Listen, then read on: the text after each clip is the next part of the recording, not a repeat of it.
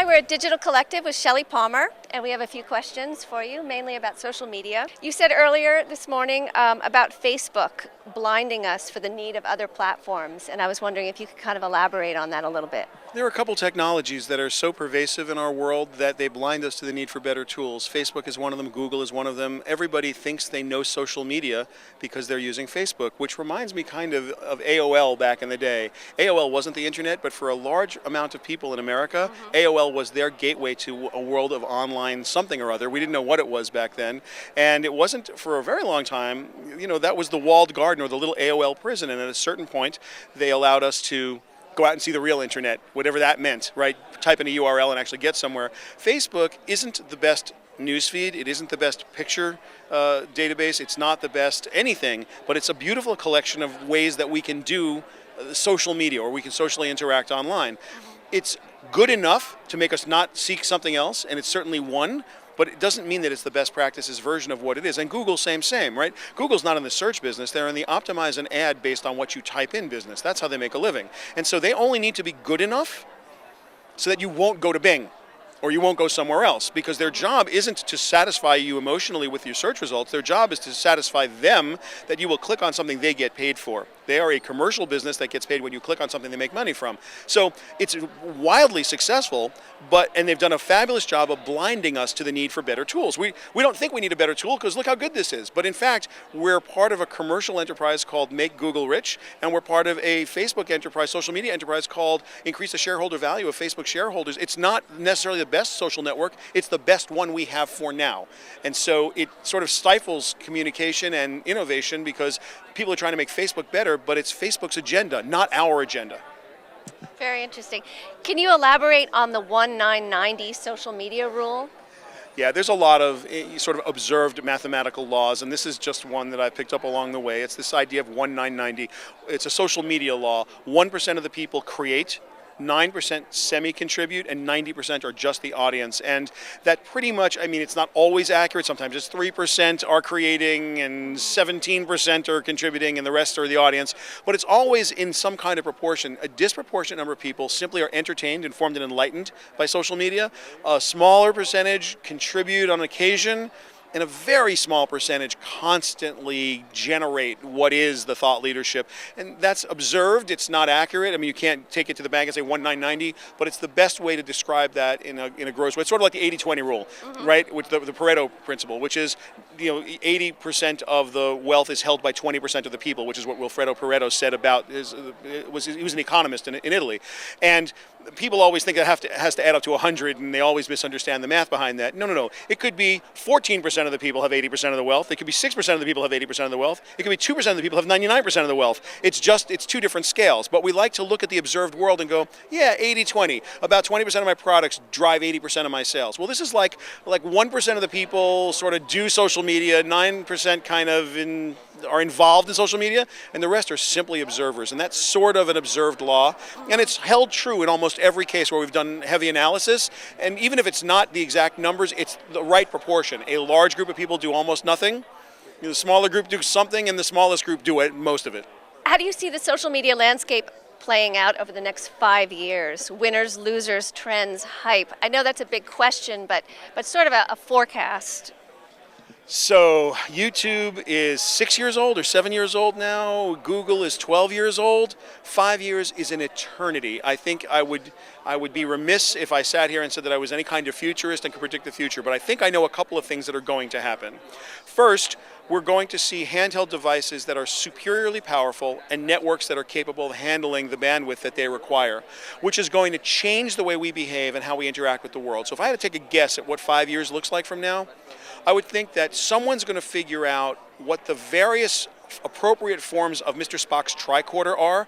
The first tricorder is the iPad or the iPhone or the Android or a smart device. So what will the ultimate form factor for people? Will women choose something that fits in their purse? Will men want something for the breast pocket or the back pocket? Is it a Samsung Galaxy Tab? Is it like what is or is it an iPad still? What is the form factor of my way I interact in a cloud-based world? And I think this idea of less desktop, less PC, less computer, and more smart device with small apps which are very helpful for ADHD people where the app does one thing. You don't need to know anything. I want to know a movie time. I want to know the weather. I want to know my stock prices. It seems to be a trend. People are liking the convenience of having the world of information that they are particularly interested in at their fingertips. So if I had to guess, I'd say we're going to see more of that. And as we see more of that, Darwinian evolution is going to take its course. You're going to see things that were very big get much bigger, and things that are very small get much smaller.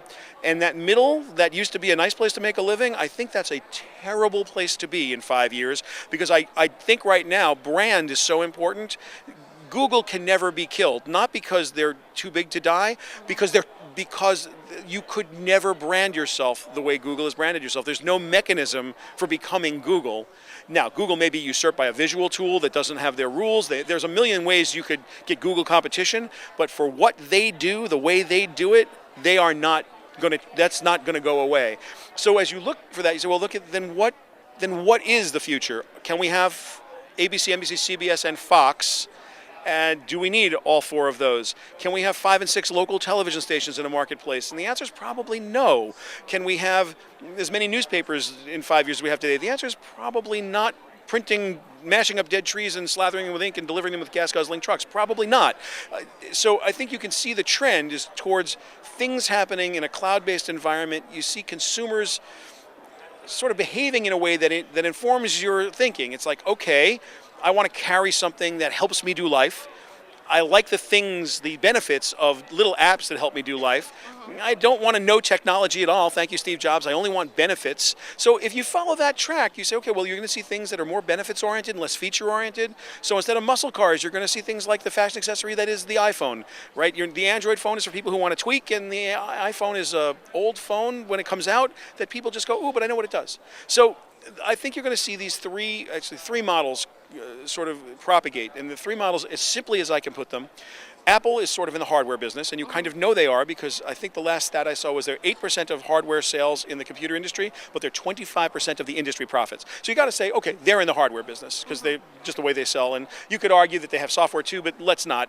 They're making a ton of money overpricing stuff that you could buy for cheaper, but you won't because it says Apple, and they've done a great job of that. Microsoft sells software. They pretty much are a software company. Hi guys, buy our software and pay for it. And that's another model.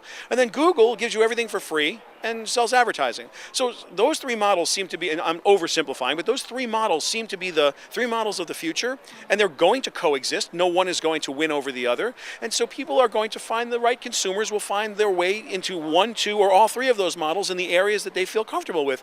If you need to predict out 5 years, it's those three models, right, with the appropriate shrinkage of the small things into very small things, and the appropriate rising tide floating the biggest companies. The most successful companies are going to sustain that because it's really hard to mess that up.